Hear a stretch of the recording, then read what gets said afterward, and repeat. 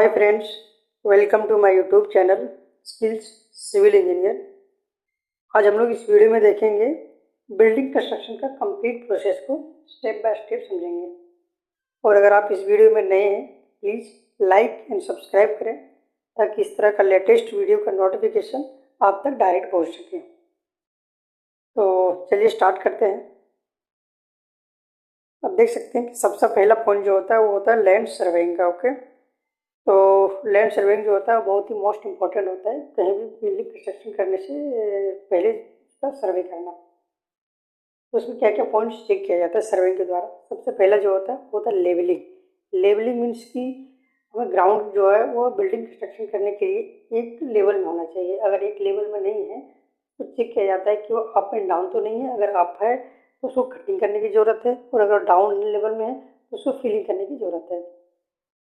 Next होता है soil status. Soil status क्या होता है कि उससे फाइंड आउट किया जाता है कि हमारा वहाँ जो बिल्डिंग कंस्ट्रक्शन कर रहे हैं उसका सोयल कैसा है। लाइक हमारा ब्लैक कॉटन सोयल तो नहीं है, सैंडी सोयल तो नहीं है, आपका हार्ड रॉक तो अवेलेबल नहीं है वहाँ पे।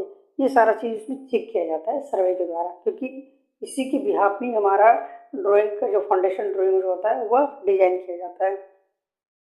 नेक्स्ट होता है any obstruct. Any obstruct means कि जिस जगह पे हम बिल्डिंग कंस्ट्रक्शन कर रहे हैं तो चेक किया जाता है कि वहाँ पे कोई ऐसा ऑब्स्ट्रक्ट तो नहीं है जो बिल्डिंग कंस्ट्रक्शन करने के दौरान हमें मतलब प्रॉब्लम हो सकती है कंस्ट्रक्शन करने के लिए। नेक्स्ट होता है एफजीएल मार्क। एफजीएल मार्क मतलब क्या है? एफजीएल क्या होता है? Filling ground level. यह बहुत ही मोस्ट इम्पोर्टेंट होता है क्योंकि इसी के बिहाफ में हमारा फाउंडेशन का जो डेप्थ है वो कंसीडर किया जाता है और बिल्डिंग का हाइट। तो एफजीएल लेवल जो है वो मार्क किया जाता है बाय द सर्वेयर। नेक्स्ट हमारा होता है एक्सकवेशन। जब हमारा सर्वेइंग होने के बाद जब हमें सारा ड्राइंग जो होता है बिल्डिंग का वो अप्रूव होके आ जाता है तो हम लोग साइड पे बिल्डिंग कंस्ट्रक्शन का काम स्टार्ट करते हैं।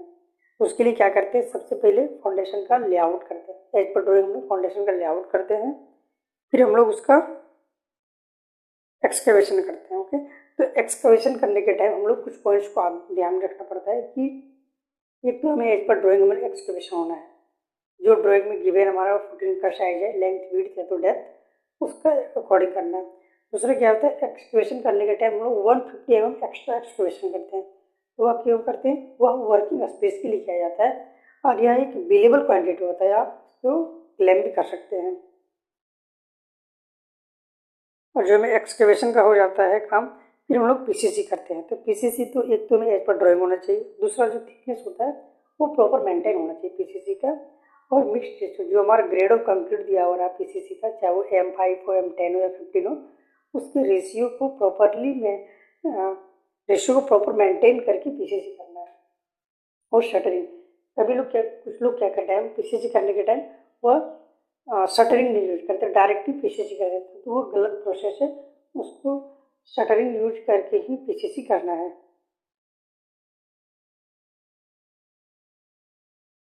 नेक्स्ट हमारा है स्टील वेल्डिंग। जब हमें पीसीसी कंप्लीट हो जाता है फिर हम लोग उसमें स्टील वेल्डिंग का काम स्टार्ट करते हैं। तो एक तो हमें steel welding as per drawing करना है, क्योंकि ड्राइंग में हमें हमको अवेलेबल रहता है सारा डाटा स्टील का, उसके अकॉर्डिंग स्टील वेल्डिंग करना है। नेक्स्ट होता है क्लियर कवर। क्लियर कवर कहीं पे भी हो, अगर आरसीसी वर्क है, स्टील यूज हो रहा है कंक्रीटिंग में, तो क्लियर कवर जरूर प्रोवाइड करें, क्योंकि क्लियर कवर क्या करता है? स्टील का जो रस्टेड स्टील जो होता है उसको कोरिजन रस्टेड से बचाता है। नेक्स्ट होता है लेपिंग। अगर स्टील का लेपिंग देने की जरूरत है तो ड्राइंग में मेंशन किया हुआ रहता है कितना लेंथ उसका लेपिंग आएगा, वो एलडी में मेंशन किया रहता है, तो उसको कैलकुलेट करके उसका लेंथ निकाल सकते हैं कि मेरा स्टील का लेपिंग मिनिमम कितना होना चाहिए, वो प्रॉपरली मेंशन करें, उसके अकॉर्डिंग हम लेपिंग देना है। नेक्स्ट है कॉलम पोजीशन। कॉलम पोजीशन जब भी आप कंक्रीटिंग करें तो कंक्रीटिंग करने से पहले एक बार कॉलम पोजीशन जरूर चेक कर लें, क्योंकि वो बहुत इंपॉर्टेंट होता है। नेक्स्ट होता है चेयर रैक। कभी कभी आप जाली में देखते होंगे, सॉरी फाउंडेशन में 2 लेयर में स्टील यूज किया जाता है, सिंगल जाली डबल जाली। तो सिंगल जाली अगर यूज किया है तो उसमें चेयर रड यूज नहीं होता, लेकिन अगर डबल जाली यूज है तो उसमें चेयर रड यूज किया जाता है। चेयर रड जो होता है सिंगल और डबल जाली जो होता है उसके स्पेसिंग को मेंटेन करने के लिए चेयर रड यूज किया जाता है। नेक्स्ट जब हमें स्टील वेल्डिंग कंप्लीट हो जाता है फिर हम लोग उसको सेटरिंग करते हैं। तो जब शटरिंग करते हैं तो प्रॉपर शटरिंग होना चाहिए as per drawing. As per drawing means इसका डायमेंशन होना है, जो डायमेंशन में है उसके अकॉर्डिंग होना चाहिए। और जब शटरिंग करते हैं उसमें शटरिंग ऑयल जरूर यूज होना चाहिए। कंक्रीटिंग रेशियो, जो हमारा ग्रेड ऑफ कंक्रीट है उसका रेशियो प्रॉपर यूज होना चाहिए कंक्रीटिंग करने के टाइम। प्रॉपर वाइब्रेटर, जब हम कंक्रीटिंग करते हैं तो वह रेगुलरली वाइब्रेटर का यूज करें, क्योंकि वाइब्रेटर से क्या होता है कि कंपैक्शन होता है और हनीकंप आने के चांसेस बहुत ही कम होता है। नेक्स्ट होता है concreting pouring height not more than 1.5 metre. कभी कभी क्या होता है कि जो हमारा फाउंडेशन का डेप्थ जो होता है वो ज़्यादा होता है, तो उस केस में क्या करते हैं लोग कि कंक्रीट को डायरेक्ट ऊपर से पोर कर देते हैं, तो वो गलत है। अगर हमारा फाउंडेशन का डेप्थ 1.5 मीटर से ज़्यादा है तो उसको कंक्रीटिंग करने के लिए सूट का यूज करें और सूट के थ्रू से ही कंक्रीट को पोर करें। उससे क्या होता है कि हमारा कंक्रीट में सेग्रीगेशन नहीं होता है।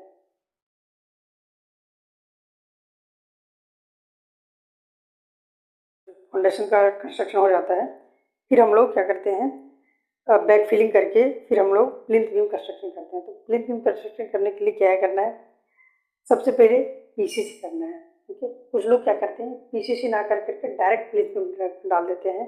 कुछ लोग क्या करते हैं ब्रिक्स का टुकड़ा डाल करके पीसीसी करते हैं, सॉरी प्लिंथ बीम कंस्ट्रक्शन करते हैं, लेकिन वो गलत है।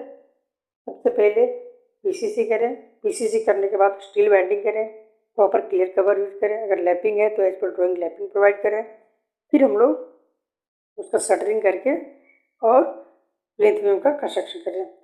आप इसमें देख सकते हैं कि जो हमारा प्लिंथ बीम है उसको प्रॉपर शटरिंग यूज किया गया है और उसमें क्लियर कवर और ऑयल शटरिंग ऑयल यूज किया गया है। हम लोग उसका कंस्ट्रक्शन करते हैं, कंक्रीटिंग करते हैं। जब हमें प्लिंथ बीम कंस्ट्रक्शन हो जाता है फिर हम लोग क्या करते हैं, जो प्लिंथ बीम के ऊपर का जो कॉलम का पार्ट होता है उसको हम लोग कंस्ट्रक्शन करते हैं। उसके लिए क्या करते हैं, सबसे पहले जो कॉलम में स्टार्टर प्रोवाइड किया जाता है। स्टार्टर क्या होता है, स्टार्टर जो होता है वो प्रॉपर क्लियर कवर को मेंटेन करता है और कॉलम को पोजीशन को, इसलिए स्टार्टर दिया जाता है। जब स्टार्टर जाने के बाद फिर हम लोग कॉलम का शटरिंग करते हैं और शटरिंग कर जब करेंगे तो उसमें एक चीज़ ध्यान रखिएगा, शटरिंग करने के बाद कॉलम का वर्टिकलिटी जरूर चेक करें, क्योंकि कॉलम हमेशा स्ट्रेंथ में होना चाहिए, एकदम लाइन एक लाइन में होना चाहिए स्ट्रेंथ में, तो ये जरूर चेक कर लें। उसके बाद फिर हम उसको कंक्रीटिंग करते हैं, कंक्रीटिंग करने के बाद डिशटरिंग करने के बाद उसको हम फिर क्यूरिंग करते हैं। क्यूरिंग एटलीस्ट 7 डेज में जरूर करना है। और कॉलम में जब भी क्यूरिंग करें तो उसमें गनी वेग जो है उसको लगा दें और गनी वेग के थ्रू से ही क्यूरिंग करें।